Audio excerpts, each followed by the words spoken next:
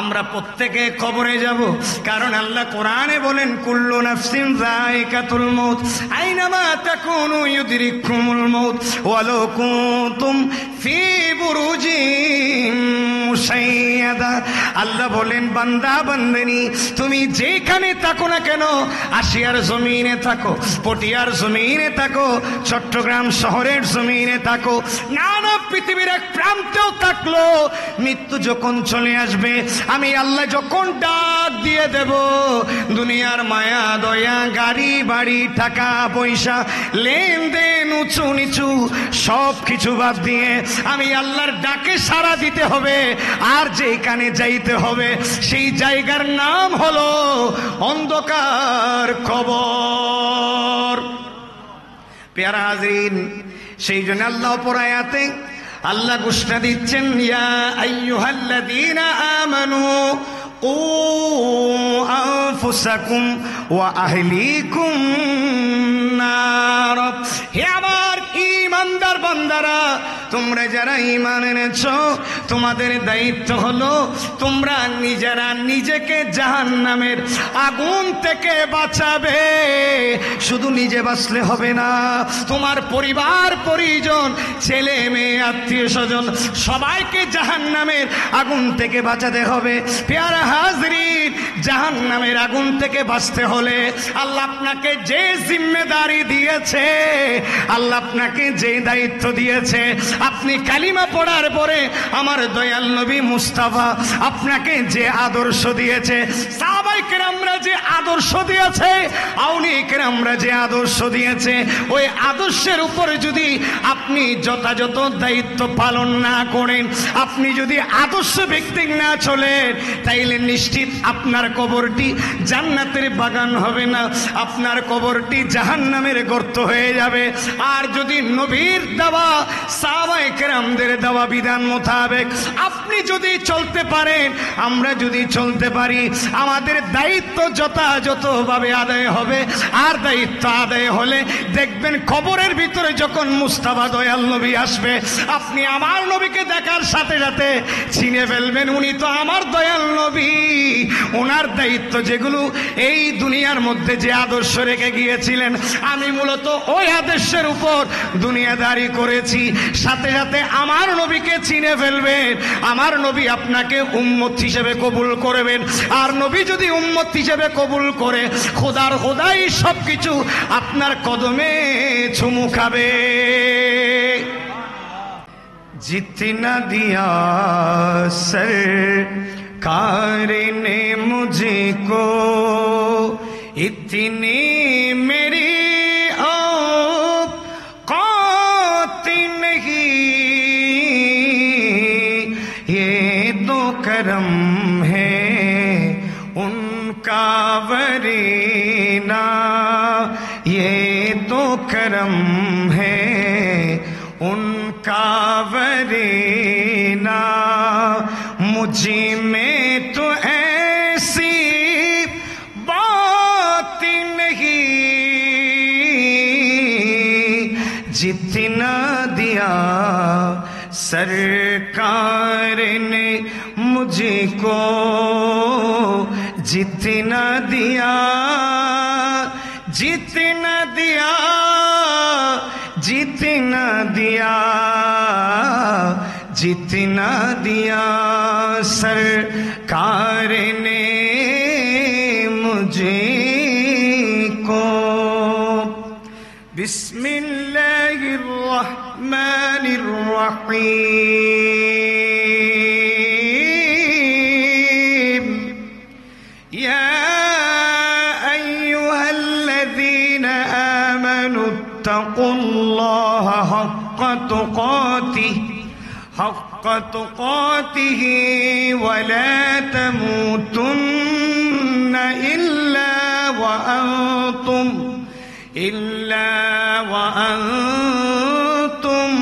मुस्लिमून। व अय्दन क़ाल अल्लाहु तआला फिल क़ुरआनिल मजीद वल फुरक़ानिल हमीद। या آمنوا قوا أنفسكم وأهليكم نارا صدق الله مولانا العظيم وصدق رسوله النبي الحبيب الكريم ونحن على ذلك لمن الشاهدين والشاكرين والحمد لله رب العالمين ربي صل وسلم وبارك عليه উপস্থিত ঐতিহ্যবাহী পটিয়া থানার অন্তর্গত আহলে বাইতে রাসূল রিদওয়ানুল্লাহি তাআলা আজমাইনের স্মরণে 15তম আজিমুশান নূরানী ঈমানী রোহানি ইমদাদি 10 দিন ব্যাপী মাহফিলে শোহাদায়ে কারবালা 2024-এর দ্বিতীয় দিবসের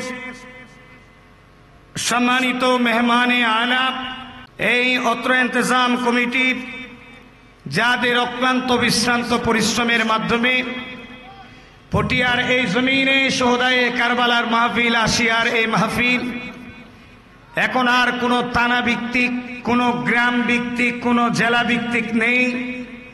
এই মাহফিলের মেসেজ সারা বিশ্বব্যাপী পৌঁছে গিয়েছে, ঠিক কিনা পেয়ারা হাজরিন? কারণ কোনো জিনিস যখন ইখলাস নিয়ে আদায় করা হয়, কোনো আমল যখন আল্লাহর প্রতি পরিপূর্ণ ইখলাস বিশ্বাস নিয়ে যখন আদায় করা হয়, আল্লাহ পাক সুবহানাহু ওয়া তাআলা ওই মাহফিল বলুন, ওই আমল বলুন, ওই কাজ, ওই অ্যাক্টিভিটিসকে আল্লাহ কোনোদিন ছোট রাখেন না, এটাকে বিশাল করে দেন। কারণ এই মাহফিল উসসিসা আলা তাকওয়া, যে কাজটি আল্লাহর তাকওয়ার উপর প্রতিষ্ঠিত হয় সেইটা আর ছোট কাজ থাকে না, এটা বিশাল হয়ে যায়। চিৎকার দিয়ে বলুন সুবহানাল্লাহ। সেই মহান ইন্তজাম কমিটির ভাইদের দৃষ্টি আকর্ষণ করছি, তাদের শুকর আদায় করছি।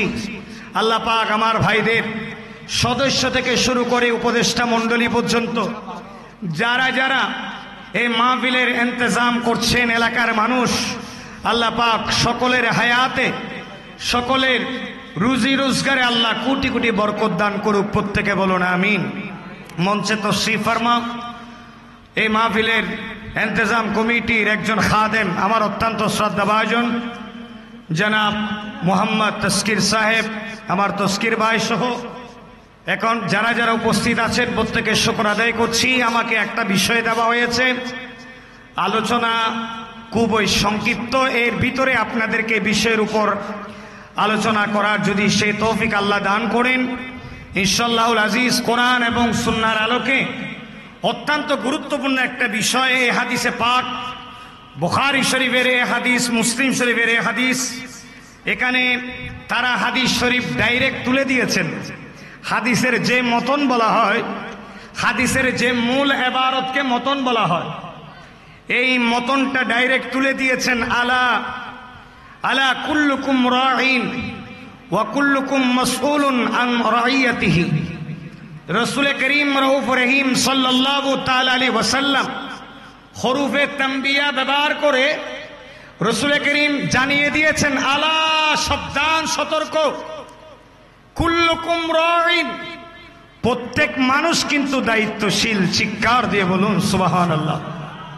কুল্লুকুম রাঈন, প্রত্যেক মানুষের রেসপন্সিবিলিটি আছে, প্রতিটা মানুষ দায়িত্বশীল। ওয়া কুল্লুকুম মাসউলুন আন রাইয়াতিহি, রাসূল করিম বলেন যার যে দায়িত্ব আছে তার থেকে এই দায়িত্বের জবাবদিহিতা আল্লাহর কাছে করতে হবে। উচ্চস্বরে বলুন না সুবহানাল্লাহ। এর আগে রব্বুল আলামিন পবিত্র কালামুল্লাহ শরীফের মধ্যে আল্লাহ ঘোষণা দিয়েছেন, বিসমিল্লাহির রহমানির রহিম, ইয়া আইয়ুহাল্লাযীনা আমানুত্তাকুল্লাহা হাক্কা তুকাতিহি ওয়া লা তামুতুন্না ইল্লা ওয়া আনতুম মুসলিমুন। রব্বুল আলামিন আমাদের মালিক, আমাদের খালিক, আমাদের বিধাতা, আমাদের রব, যে আল্লাহ আমাদেরকে মোহাব্বত করে বানিয়েছেন। সুবহানাল্লাহ বলুন। আমার আল্লাহ পবিত্র কালামুল্লাহ শরীফে আল্লাহ ঘোষণা দিচ্ছেন, হে আমার ঈমানদার বান্দারা, হে আমার ঈমানদার বান্দারা, তোমরা যারা ঈমান এনেছো, তোমাদের রেসপন্সিবিলিটি, দায়িত্ব, কর্তব্য হলো প্রত্যেকটি কাজে আমি আল্লাহকে ভয় করবে। সুবহানাল্লাহ বলুন। আমি আল্লাহকে ভয় করার মতো ভয় করবে। ওয়ালা তামুতুন্না ইল্লা ওয়া আনতুম মুসলিমুন। খবরদার, সাবধান, তোমরা মুসলিম হওয়া ছাড়া দুনিয়া থেকে ইন্তেকাল করবে না। যদি দুনিয়া থেকে ইন্তেকাল করার আগে যদি মুসলিম হয়ে ইন্তেকাল করতে পারো, সত্যিকার মুমিন মুসলমান হয়ে ইন্তেকাল যদি করতে পারো, তাইলে ওই অন্ধকার কবরটি আর তোমার জন্য অন্ধকার থাকবে না। এটা একটা জান্নাতের বাগান হয়ে যাবে। এই কবর 3.5 হাত থাকবে না, এটা বিশাল জান্নাতের এরিয়া হয়ে যাবে। আর ওই জান্নাতের বাগানে তুমি মুমিন বান্দা আরাম আয়েশ করবে। চিৎকার দিয়ে বলুন সুবহান। কারণ আমরা প্রত্যেকে কবরে যাব, ঠিক না বেঠিক? আমরা দুনিয়াতে যতদিন আছি ততদিন দুনিয়াদারি করব, কিন্তু আমাদের গন্তব্য স্থান একটি, যেটার নাম কবর, ঠিক না বেঠিক? আমরা প্রত্যেকে কবরে যাব। কারণ আল্লাহ কোরআনে বলেন, কুল্লু নাফসিন যায়িকাতুল মউত আইনামা তাকুনু ইউদরিকুমুল মউত ওয়ালাউ কুনতুম ফি বুরুজিন মুশাইয়াদা। আল্লাহ বলেন, বান্দা বান্দিনী, তুমি যেখানে থাকো না কেন, আশিয়ার জমিনে থাকো, পটিয়ার জমিনে থাকো, চট্টগ্রাম শহরের জমিনে থাকো, নানা পৃথিবীর এক প্রান্তেও থাকলো, মৃত্যু যখন চলে আসবে, আমি আল্লাহ যখন ডাক দিয়ে দেব, দুনিয়ার মায়া দয়া, গাড়ি বাড়ি, টাকা পয়সা, লেনদেন, উঁচু নিচু সব কিছু বাদ দিয়ে আমি আল্লাহর ডাকে সাড়া দিতে হবে। আর যেখানে যাইতে হবে সেই জায়গার নাম হলো অন্ধকার কবর।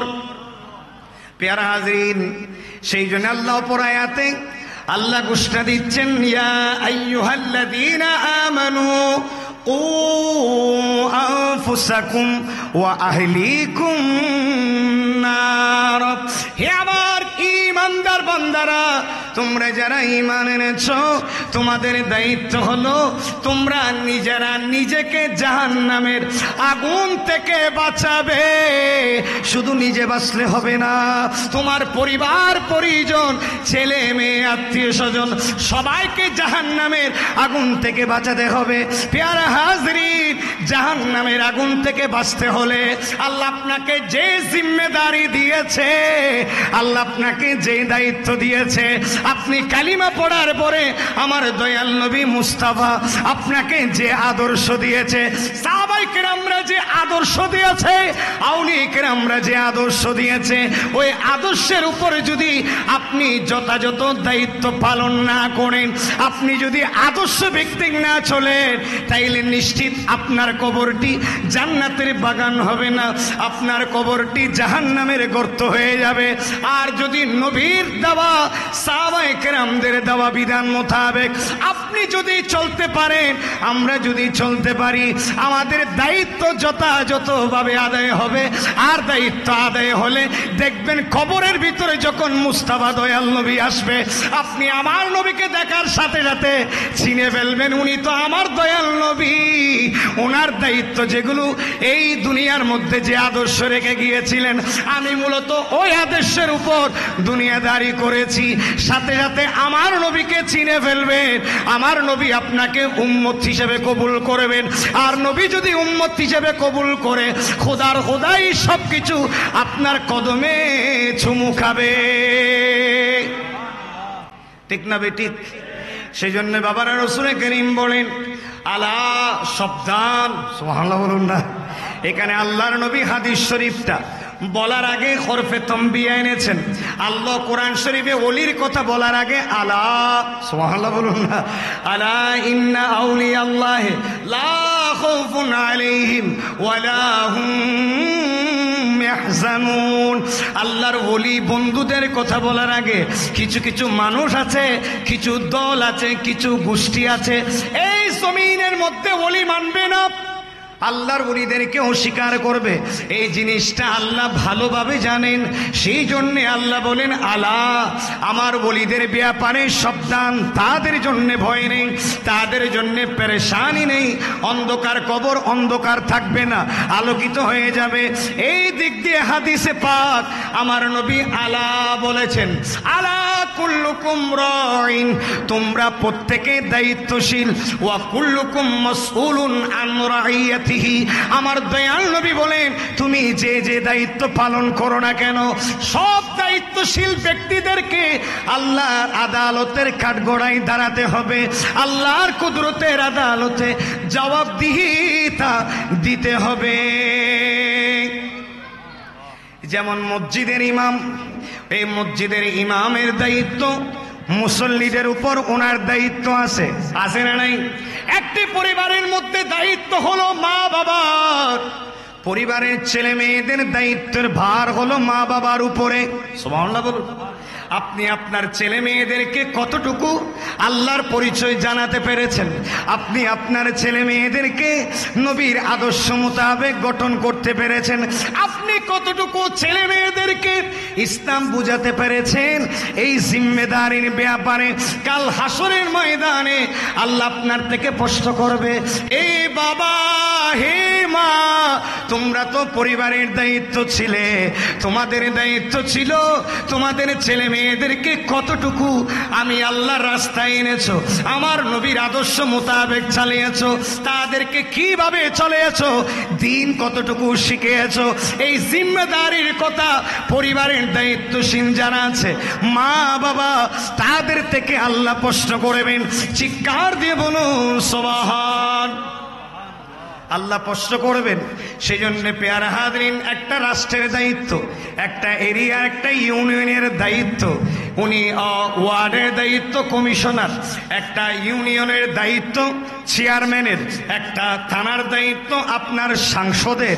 আপনি যে যে দায়িত্ব পালন করেন না কেন, আমার দয়াল নবী বলেন, ওয়া কুল্লুকুম মাসউলুন আন রাইয়াতিহি, প্রত্যেক দায়িত্ববানদেরকে তাদের দায়িত্ব সম্পর্কে জিজ্ঞেস করা হবে।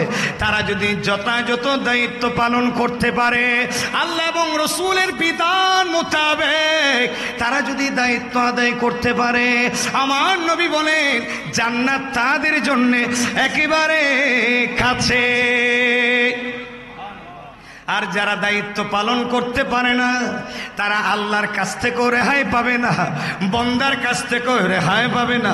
আমার নবী বলেন আল্লাহর পক্ষ থেকে দায়িত্ব, এটাও দায়িত্ব, কিন্তু কোনো মানুষের পক্ষ থেকে আপনি আমার উপর কোনো দায়িত্ব থাকলে আমার নবী বলেন এটাও দায়িত্ব। এই দায়িত্ববার আল্লাহর পক্ষ থেকে হোক অথবা মানুষের পক্ষ থেকে হোক, এই দায়িত্বকে যথাযথ আদায় করার জন্য কোরআন এবং আমার দয়াল নবী বলেছেন। পেয়ারা হাজরিন, রসুল করিমের অসংখ্য হাদিসে পাক আছে এই দায়িত্বের উপরে।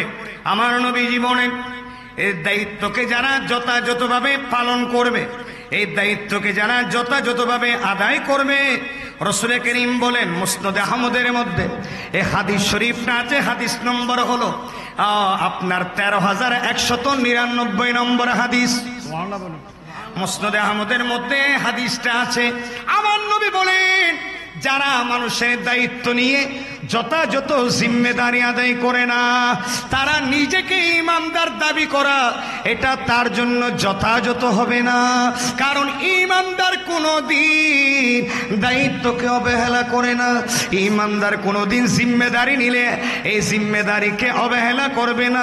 সমাজের হোক, গ্রামের হোক, পরিবারের হোক, মসজিদের হোক, মাহফিলের হোক, মাদ্রাসার দায়িত্ব হোক, এতিমখানার দায়িত্ব হোক, হোক, হেফজখানার দায়িত্ব হোক, অথবা কোনো মানুষের দায়িত্ব হোক, যে কোনো দায়িত্ব নিলে আমার নবী বলেন উনি যদি ঈমানদার হয়ে থাকে তার উচিত যথাযথভাবে দায়িত্ব পালন করা।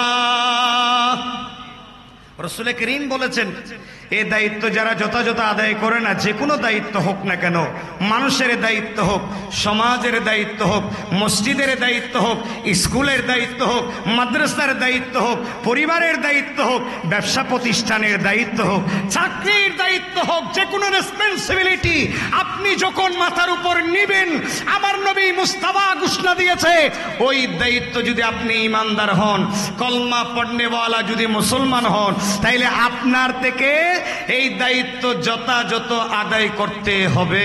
উচ্চস্বরে বলুন না। রাসূল করিম আরো বলেন আর অঙ্গীকার পূরণ করতে হবে। আল করিমু ইদা ওয়াদা ওয়াফা, ওই ব্যক্তি করিম, ওই ব্যক্তি সম্মানী হয়। মাওলা আলী মুশকিল কুশা রাদিয়াল্লাহু তাআলা উনি বলেন আল্লাহ মানুষকে সম্মানী করে তার কাজের কারণে। আল্লাহ মানুষকে ইজ্জত দেয় তার কাজের কারণে। সুবহানাল্লাহ বলুন। এটা মাওলা আলী মুশকিল কুশা রাদিয়াল্লাহু তাআলা উনি ঘোষণা দিচ্ছেন আপনার কাছে কোনো দায়িত্ব আসলে এই দায়িত্ব, দায়িত্ব নিজে নেবেন না, জনগণ যদি, এলাকার মানুষ যদি, অথবা গণ্যমান্য ব্যক্তি যদি আপনাকে দায়িত্বশীল মনে করে যদি দায়িত্ব দেয়, আমার নবী বলেন মনে করবে এই দায়িত্ব মানুষ তোমাকে দেয়নি, এই দায়িত্ব স্বয়ং আল্লাহর পক্ষ থেকে বণ্টিত হয়েছে। হে আমার উম্মত, তুমি এই দায়িত্ব পাইয়া যথাযথভাবে আদায় করবে। এই আদায় করার কারণে জান্নাত তোমার জন্য একেবারে সন্নিকটে হয়ে যাবে। দায়িত্ব যারা যথাযথ আদায় করে রাসূল করিম বলেন তাদের জন্য জান্নাত কাছে। আর দায়িত্ব যারা যথাযথ আদায় করে না, রাসূল করিম বলেন তাদের থেকে জান্নাত অনেক দূরে। এটা হাদিসে পাক। রাসূল করিম আরো বলেছেন যারা দায়িত্ব নিয়ে অবহেলা করে, দায়িত্ব যে কাজের জন্য দায়িত্ব নিয়েছে, এক্সাম্পল যেমন আমি দায়িত্ব নিয়েছি পরিবার দেখার, আমি দায়িত্ব নিয়েছি সমাজের মানুষের বিভিন্ন সমস্যা সমাধান করার কাজের দায়িত্ব নিয়েছি। আমার দয়াল নবী বলেন কেউ যদি শাসক হিসেবে সমাজের দায়িত্ব নেয়, রাষ্ট্রের দায়িত্ব নেয়, সেই যদি রাষ্ট্রের যথাযথ হক আদায় না করে, জনগণের যথাযথ হক পালন না করে, আমার নবী বলেন আল্লাহর কাছে সে আমানত খেয়ানতকারী, সে জান্নাতে যাওয়ার দূরে কথা, জান্নাতের সুঘ্রাণ পর্যন্ত ওই ব্যক্তি পাবে না। এটা মেশকাতের মধ্যে আছে। রাসূল করিম বলেন জান্নাতের সুঘ্রাণ পর্যন্ত ওই ব্যক্তি পাবে না। যারা, মেশকাতের হাদিস হলো 3518 নম্বর হাদিস। এই মেশকাতের হাদিসে রাসূল করিম বলেন যারা দায়িত্ব পাওয়ার পরে যথাযথ দায়িত্ব আদায় করে না, দায়িত্বটা আদায় করা দূরের কথা, আরো বরঞ্চ যাদের দায়িত্ব নিয়েছে তাদের উপর জুলুম নির্যাতন চালিয়ে থাকে, আমার নবী ডাইরেক্ট বলে দিয়েছে ওই দায়িত্ববানকে আল্লাহ কোনোদিন জান্নাত দেবে না, জান্নাতের সুঘ্রাণ সে কোনোদিনও পাবে না। সেই জন্য প্যারা হাজরিন, এই সাবজেক্টটা অনেক গুরুত্বপূর্ণ। It is most important for our life. এটা আমাদের লাইফের জন্য, আমাদের মুসলিম উম্মার জন্য এই সাবজেক্টটা অ্যাট দ্য মোমেন্ট, বর্তমান সময়ে, অ্যাট দ্য পিরিয়ড, বর্তমান সময়ে আমাদের লাইফের জন্য মোস্ট ইম্পর্টেন্ট একটা সাবজেক্ট। আজকে আমরা অনেকে দায়িত্ব নিই, যেমন মসজিদের ইমাম, তিনার দায়িত্ব মুসল্লিদেরকে পরিচালনা করা, সুবহানাল্লাহ বলুন। কিন্তু পেয়ারা হাজরিন, এই যে উনার দায়িত্ব মুসল্লিকে পরিচালনা করা, সেই জন্যে ইসলাম বলে, আমার দয়াল নবী বলে, যে ব্যক্তি মসজিদের ইমামতি করে ইনি হলেন সমাজের দ্বীনের নেতা। সুবহানাল্লাহ বলুন। তাকে নেতা হিসেবে ইজ্জত দিতে হবে, তাকে সম্মান দিতে হবে। মসজিদের কোনো একটা রিগেল যদি উনি আবেদন করে, ওই রিগেল আবেদনের প্রতি শ্রদ্ধা রাখতে হবে। সুবহানাল্লাহ বলুন। প্যারা হাজরিন, সেই জন্যে আমার নবীজি বলেন ওয়া কুল্লুকুম মাসউলুন আন রাইয়াতিহি, মনে রাখবে, জেনে রাখবে, আমার উম্মতেরা জেনে রাখবে, তোমার দায়িত্বের ব্যাপারে আল্লাহ তোমার থেকে প্রশ্ন করবে। তুমি যে যে দায়িত্ব করো না কেন, এই দায়িত্ববোধ শিকার জন্যে আমরা কোথায় যাব? এই দায়িত্ববোধ শিকারের জন্য আমরা আল্লাহর কোরআনের পরে রাসূল কারীমের হাদিসের দিকে যাব। শুধু তাই না, আমার নবীর সাহাবায়ে কেরাম যারা আছে তাদের আদর্শ দেখলে দায়িত্ব কিভাবে পালন করতে হয় আমরা এগুলো জানতে পারি। চিৎকার দিয়ে বলুন সুবহান। এই দায়িত্বশীল আমার নবীর সাহাবায়ে কেরামরা ছিলেন, সুবহানাল্লাহ বলুন। আমরা যদি হযরতে খলিফাতুল মুসলিমিন খলিফাতুর রাসূল হযরতে সাইয়্যিদানা উমর ইবনুল খাত্তাব রাদিয়াল্লাহু তাআলা আনহু, প্রত্যেকে বলুন রাদিয়াল্লাহু তাআলা আনহু। আমার হযরতে উমর ফারুক আযম রাদিয়াল্লাহু তাআলা উনিও 10 বছর শাসক ছিলেন। উনি সারা পৃথিবীর মধ্যে মুসলমানের পক্ষে, দ্বীনের পক্ষে, আমার নবীর দেওয়া দ্বীনের উপর তিনি শাসক ছিলেন, রাষ্ট্র পরিচালনা করেছেন। উনি কিভাবে দায়িত্ব পালন করেছেন এই ইতিহাস, এই চিত্র, এই শিক্ষা যদি আমরা আমাদের জীবনে অ্যাপ্লাই করতে পারি, খলিফাতুল মুসলিমিন উমর রাদিয়াল্লাহু তাআলা আনহুর দায়িত্বশীলতা যদি আমরা আমাদের লাইফে যদি অ্যাপ্লাই করতে পারি, তাহলে আমরা কোনোদিন পথভ্রষ্ট থাকবো না, আমরা কোনোদিন এই দায়িত্বকে অবহেলা করব না।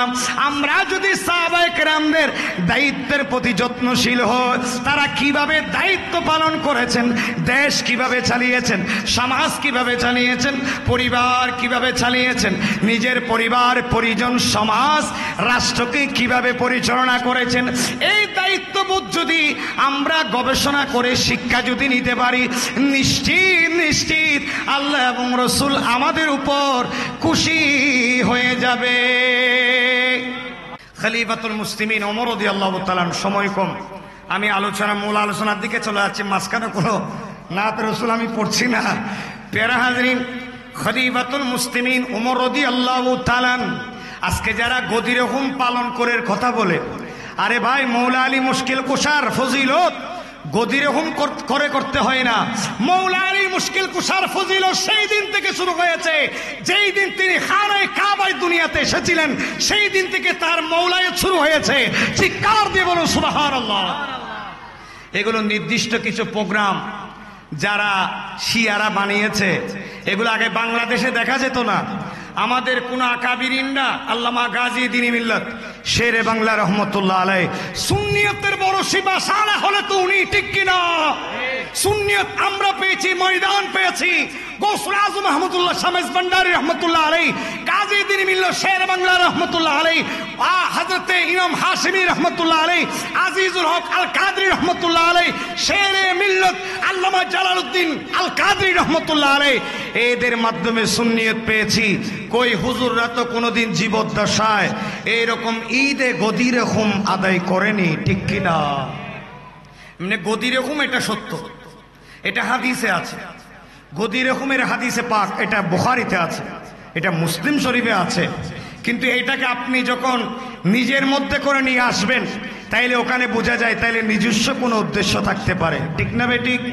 প্যারা হাজরিন, যারা মৌলা আলী মুশকিল কুশা রাদিয়াল্লাহু তাআলা আনহুর ব্যাপারে আমার নবী অসংখ্য হাদিস বলেছেন। এইভাবে সিদ্দিক আকবর রাদিয়াল্লাহু তাআলা আনহুর ব্যাপারে আল্লাহ কোরআন শরীফের আয়াত নাজিল করেছে। আহলে বাইতের শানে কোরআনের আয়াত নাজিল হয়েছে। হযরতে ফারুক আযম রাদিয়াল্লাহু তাআলা আনহুর শানও কোরআনে পাকের আয়াত নাজিল হয়েছে। আজকে যে ওমর ফারুক, এ ফারুক লকব পৃথিবীতে কেউ দেয় না। ফারুক আযমের লকব দিয়েছে আমার কামলিওয়ালা নবীজি। আমার নবী বলেছেন, রাসূল করিম বলেছেন, আমার পরে যদি কোনো নবী হতো তাইলে ফারুক আযম রাদিয়াল্লাহু তাআলা আনহু নবী হতেন। সুবহানাল্লাহ বলুন না। এর চাইতে বড় ফজিলত ওয়ালা হাদিস আর কি হতে পারে? রাসূল করিম এই হাদিসটা সিদ্দিক আকবর রাদিয়াল্লাহু তাআলা আনহু শানও বলেছেন, এটা ওমর ফারুক আযম রাদিয়াল্লাহু তাআলা আনহু শানও বলেছেন। ফারুক আযম এটা লকব দিয়েছেন ডাইরেক্ট রাসূলে পাক। আর জোরে বলবেন না সুবহানাল্লাহ। হযরতে ফারুক আযম রাদিয়াল্লাহু তাআলা ওনার শাসন ব্যবস্থা আমার নবীর ইত্তেবার উপর প্রত্যেক সাহাবায়ে কেরামরা আমার নবীর গোলামি করেছেন। আমার নবীর ইত্তেবা করেছেন। কিন্তু ফারুক আজম রাদিয়াল্লাহু তাআলা এমন ব্যক্তি ছিলেন, তিনি ইসলামের জন্য এত কঠোর ছিলেন, কেউ যদি ইসলাম বিরোধী কাজ করে ফারুক আজম রাদিয়াল্লাহু তাআলা ওখানে দেরি না করে তিনি সাথে সাথে বিচার কার্য সমাধান করতেন, বিচার শুরু করে দিতেন। কারণ ওনার নাম ফারুক। ফারুক মানে what is the difference between the right and রং, কোনটা সত্য কোনটা মিথ্যা এগুলোকে ডিস্টিংগুইশ করে দেওয়ার নাম হলো ফারুক। মূলত ফারুক আজম রাদিয়াল্লাহু তাআলা সত্য এবং মিথ্যা, বাতিল এবং হকের ভিতরে উনি পার্থক্য করে দিতেন। বিদায় আমার নবী ওনাকে ফারুক উপাধি দিয়েছেন। উনি যখন খানে কাবায় যখন নতুন নতুন মুসলমানরা নতুন ইসলাম কবুল করেছেন, খানে কাবায় কেউ যাচ্ছে না, কুরাইশরা ভয় করে, কুরাইশরা তাদেরকে ভয় দেখায়, এখানে কেউ আসবি না। হযরতে ফারুক আজম রাদিয়াল্লাহু তাআলা সেই দিন দাঁড়িয়ে বলেছেন, ইয়া রাসূলুল্লাহ, আমি ফারুক আজম 20 জন 30 জন এবং হযরতে ইমামে আমির হামজা রাদিয়াল্লাহু তাআলা তারা দুইজনে গিয়ে আজকে দেখা যাবে কোন কোন কুরাইশ, কোন ধরনের কাফের মুশরিকরা আমাদেরকে খানে কাবায় ইবাদত করতে বাধা দেয়। আজকে আমি ফারুক আজম উমর রাদিয়াল্লাহু তাআলা আনহু দেখে নিব। এই কথা বলার সাথে তিনি খানে কাবার দরজার সামনে দাঁড়িয়ে বললেন, এই কোন মুশরিক, কোন বেদিন, কোন ইহুদি, কোন নাসারা, কোন কাফের কে আছো, আমি ফারুকের সামনে আসো, দেখা যাক তোমার বীরত্ব কতটুকু। তলোয়ারি আমি ফারুকের হাতে আছে, চিৎকার দিয়ে বলুন। আমার নবী এটা দেখার পরে সেই দিন লকব দিয়েছেন ফারুক। উচ্চস্বরে বলুন না সুবহানাল্লাহ। আমাদের দেশে গৌসুল আজম বললে শিরিকের ফতোয়া দেয়, তো ফারুক আজম তো এটা আল্লাহর নাম। উচ্চস্বরে বলুন না সুবহানাল্লাহ। আমাদের দেশে কিছু মানুষ আছে, আমরা আব্দুল কাদের জিলানী রাদিয়াল্লাহু তাআলা আনহুকে গৌসুল আজম বললে শিরিকের ফতোয়া দেয়। আরে ভাই, ফারুক আজম, ওসমানে গনি, সুবহানাল্লাহ বলুন, আছে না নাই? এরকম আছে না নাই? তো ওসমানে গনি মানে ওসমান রাদিয়াল্লাহু বড় ধনী, ফারুক আজম মানে মহান পার্থক্যকারী, এটা তো আল্লাহ। তো পৃথিবীর কোন মুহাদ্দিসিনে কেরামরা ফারুক আজমের লকবের ব্যাপারে শিরিকের ফতোয়া দেয় নাই। ওসমান গনি রাদিয়াল্লাহু তাআলা আনহুর লকবের ব্যাপারে শিরিকের ফতোয়া দেয় নাই। কিন্তু যখনই বলি আল্লাহ, গৌসে পাকের কথা বলা হয়, গৌসুল আজম দস্তগীর বলা হয়, কিছু মোল্লা বের হয় শিরিকের ফতোয়া দেয়।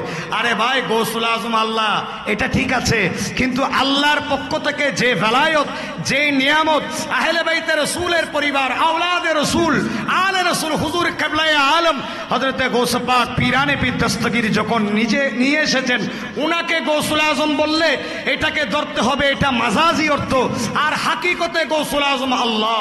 চিৎকার দিয়ে বলুন সুবহানাল্লাহ। এই জিনিসটাকে বুঝতে হবে, উসুল বুঝতে হবে।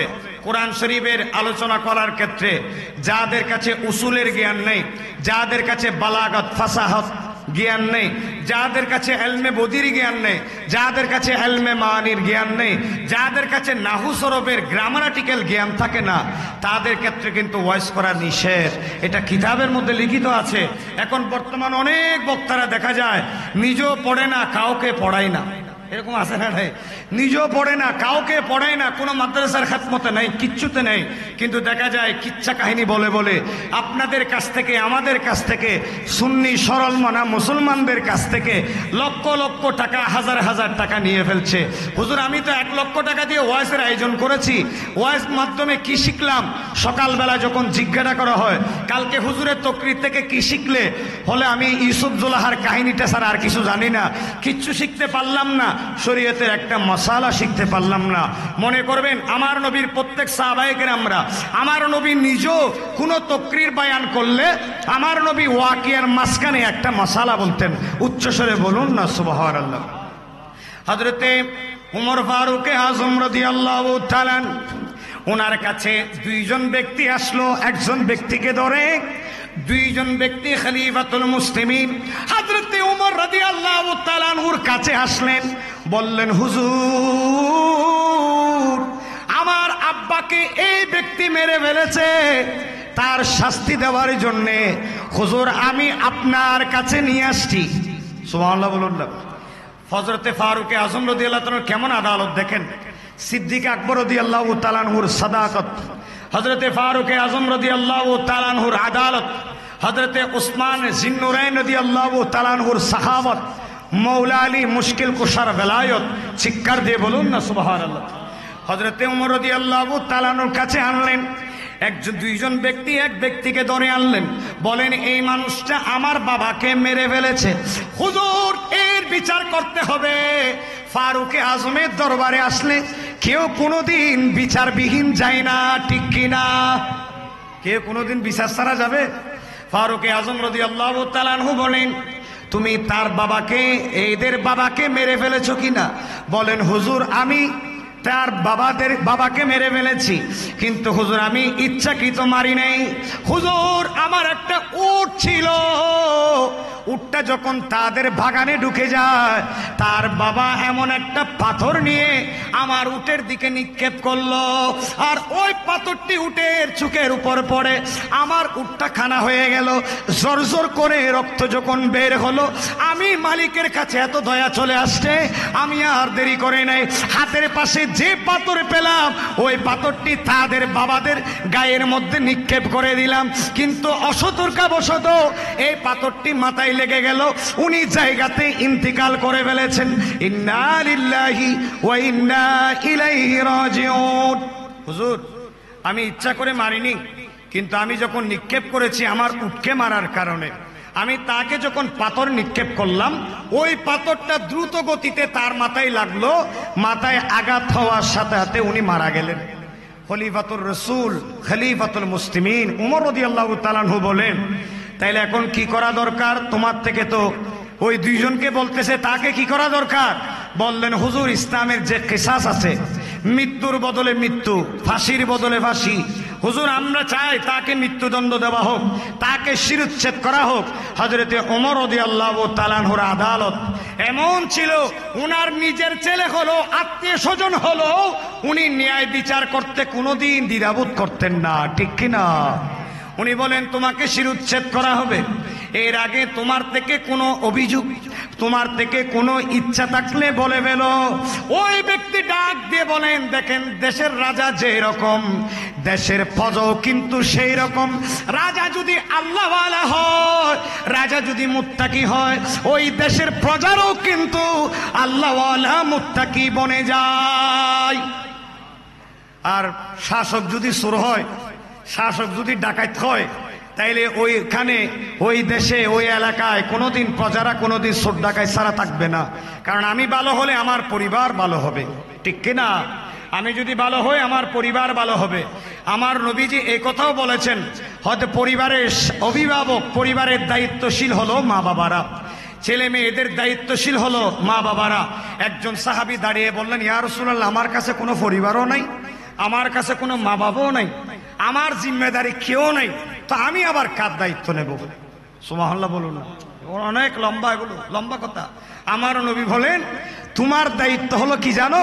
আল্লাহ তোমাকে হাত দিয়েছে, সুবহানাল্লাহ বলুন, আল্লাহ তোমাকে চোখ দিয়েছে, হাঁটার জন্য পা দিয়েছে, ধরার জন্য হাত দিয়েছে, ভালো মন্দ ডিস্টিংগুইশ করার জন্য ব্রেন দিয়েছে। তোমার দায়িত্ব হলো তোমার শরীরে যা কিছু আছে এটার দায়িত্বশীল তুমি নিজেই। চিৎকার দিয়ে বলো, তোমার শরীরে যা কিছু আল্লাহ দিয়েছে, এই শরীরে সবকিছু ম্যানেজমেন্টের দায়িত্বভার তোমার উপরে, আর কাউকে লাগবে না। তোমার চোখকে তুমি কোন পথে ব্যবহার করছো এটার দায়িত্ববোধ তোমার ভিতরে থাকতে হবে, নাইলে আল্লাহর কাছে জবাবদিহিতা দিতে হবে। ওয়া কুল্লুকুম মাসউলুন আন রাইয়াতিহি, রাসূল করিম বলেন প্রত্যেক দায়িত্বশীলকে তার দায়িত্বের ব্যাপারে প্রশ্ন করা হবে। আল্লাহ আমাকে চোখ দিয়েছে, বলবে তুমি চোখ দিয়ে কি করেছো? হাত দিয়েছে, হাত দিয়ে কি করেছো? পা দিয়েছে, পা দিয়ে কি করেছো? সবকিছুর হিসাব পুনকানে পুনকানে আপনার থেকে নেবে। আপনি যদি বলেন ইয়া বারি তাআলা আপনি আমাকে চোখ দিয়েছেন, এই চোখ দিয়ে ভালো জিনিস দেখেছি, কোরআনের আয়াত দেখেছি, রাসূল করিমের হাদিসে পাক দেখেছি, আওলাদে রাসূলের চেহারা পাক দেখেছি, উলামায়ে কিরামদের চেহারা দেখেছি, আল্লাহ আপনাকে মোবারকবাদ জানাবে, জান্নাতের শুভ সংবাদ জানাবে। চিৎকার দিয়ে বলুন। যাই হোক, ওই দুইজন ব্যক্তি বলে হুজুর কেসাস দিতে হবে। ও তোমরা কি তাকে মাফ করবে না? হুজুর আমরা তাকে মাফ করবো না, কারণ সে আমার বাবাকে মেরে ফেলেছে। এই কথা বলার সাথে সাথে খলিফাতুল মুসলিমিন ওমর রাদিয়াল্লাহু তাআলা আনহু বলেন, এই বেটা তোমার শেষ ইচ্ছার কথা বলো।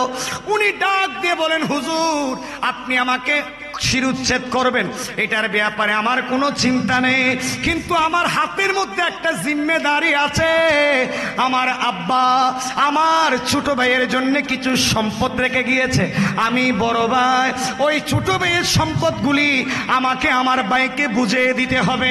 এই বুঝিয়ে দেওয়ার জন্য 3 দিন সময় লাগবে। হুজুর আমি 3 দিনের ভিতরে আপনি ফারুক আজমের দরবারে চলে আসব। কেমন দেখছেন, কেমন দায়িত্বশীল, কেমন দায়িত্ববান। হুজুর আমার আব্বা দুনিয়া থেকে ইন্তেকাল করার আগে আমার ছোট ভাইয়ের জন্য কিছু জিনিস দিয়ে গিয়েছে, সম্পদ দিয়ে গিয়েছে। হুজুর আমার তো শিরচ্ছেদ হয়ে যাবে, আমি এর ভিতরে 3 দিন সময় লাগবে, আমি তার জায়গা জমিন টাকা পয়সা যা কিছু আমার বাবা দিয়েছেন আমার ভাইয়ের জন্য আমি তাকে বুঝাইয়ে দেব। আমার ফারুকে আজম রাদিয়াল্লাহু তাআলা আনহু বলেন, না না এরকম হবে না, তুমি যে আসবে গ্যারান্টি কোত্থেকে? তখন হযরতে এই কথা বলার সাথে সাথে ফারুকে আজম রাদিয়াল্লাহু তাআলা আনহু বলেন, তোমার থেকে কাউকে জিম্মেদারি দিতে হবে। এই কথা বলার সাথে সাথে কেউ জিম্মেদারি নেয় না, আর পিছন থেকে একজন ব্যক্তি হাত উঠিয়ে বলেন, ওই ব্যক্তির জিম্মেদারি আমি নিলাম। উনি আর কেউ নয়, আল্লাহর নবীর জলিলুল কদর সাহাবী, যার নাম হযরতে সাইয়্যিদানা আবু যর গফারি রাদিয়াল্লাহু তাআলা। চিৎকার দিয়ে বলুন সুবহান। কেমন দায়িত্বশীল, কেমন জিম্মেদার। তিনি ভাইয়ের সম্পদ বুঝিয়ে দেওয়ার জন্য খলিফাতুল মুসলিমিনের কাছে দিনের ক্ষমা চাচ্ছেন। সুবহানাল্লাহ বলুন। তিনি সময় চাচ্ছেন, দিনের সময় চাচ্ছেন, হুজুর আমাকে একটু সময় দিন। আর আমরা এরকম একটু সময় পাইলে আমরা দেশ ছেড়ে বিদেশে চলে যাব, ঠিক না বেঠিক? এখন চুরি করে ডাকাতি করে অনেকে আসে না নাই, অনেক কিছু খেয়ে ফেলার পরে তাকে আর পাওয়া যায় না, বলেন উনি এখন নিখোঁজ আছে, তাকে পাওয়া যাচ্ছে না, ঠিক না বেঠিক? আর রাসূল কারীমের সাহাবায়ে কেরামদের আদর্শ ছিল, কেউ অপরাধ করলে, কেউ পাপ করলে পালিয়ে যেত না, তারা আমিরের কাছে এসে বসে থাকতো। হুজুর ইসলাম কোরআন যা ফয়সালা দেয় আমি তাই নেব, হুজুর আমার যা অপরাধ তা শাস্তি দেবেন, এটাই ইসলামের ফয়সালা। উচ্চস্বরে বলুন না।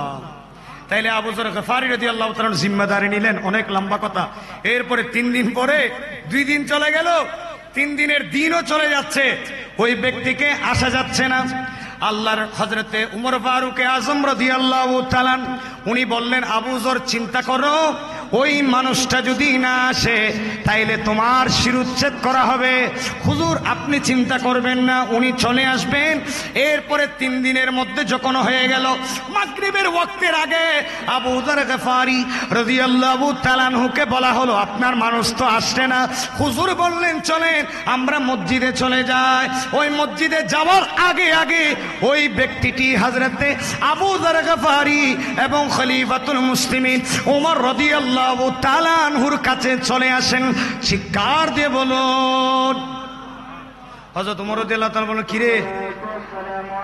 এরপরে ঘটনাটা আমি একেবারে সংক্ষিপ্ত, যেটা আজান হয়ে গেছে, আমার টাইমও শেষ। আবার আমার থেকে এখানে একটা হেঁটিখানে, এখানে একটা মাহফিল আছে আনোয়ারা, ওখানে যাইতে হবে, এখান থেকে হেঁটে যাইতে হবে। প্রত্যেকে দোয়া করবেন।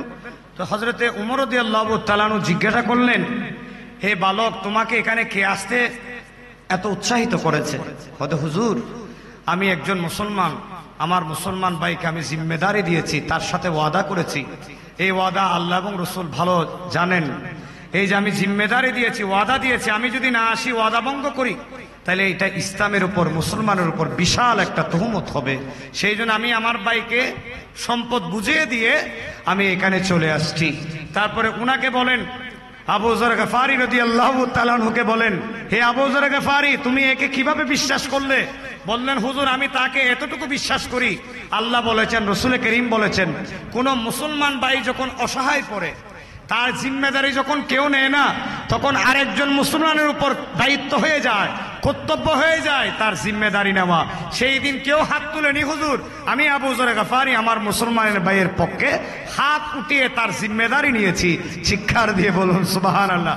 তাদের 2 জনের কথা যখন খলিফাকে বলছেন, ওমর রাদিয়াল্লাহু তাআলা আনহুকে যখন বলছেন, আর ওই 2 জন যারা বাবার শাস্তি চেয়েছিল, তারা বললেন, হুজুর আমার 2 ভাই যদি আদর্শ হয়, আমরাও তো মুসলমান, একজন মুসলমান ভাই আরেকজন মুসলমানের শাস্তি চাইতে পারে না, হুজুর আপনাকে আপনাকে জামিনদার দিলাম, আপনার সামনে ঘোষণা করে দিলাম, আমরা তাকে মাফ করে দিয়েছি, তাকে আর ফাঁসি দিতে হবে না। চিৎকার দিয়ে বলুন।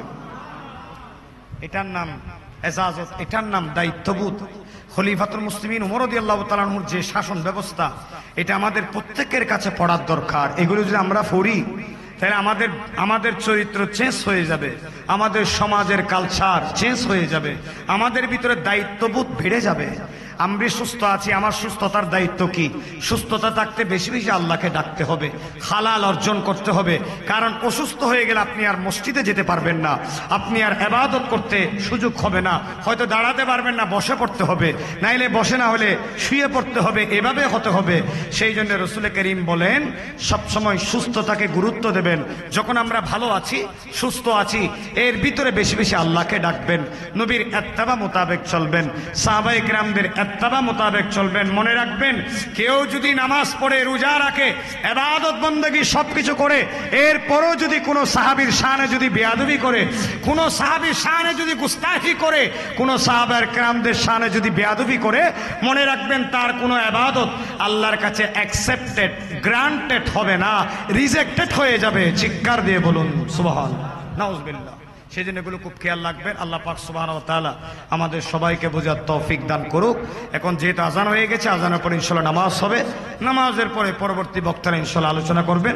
আপনারা প্রত্যেকে চলে আসবেন।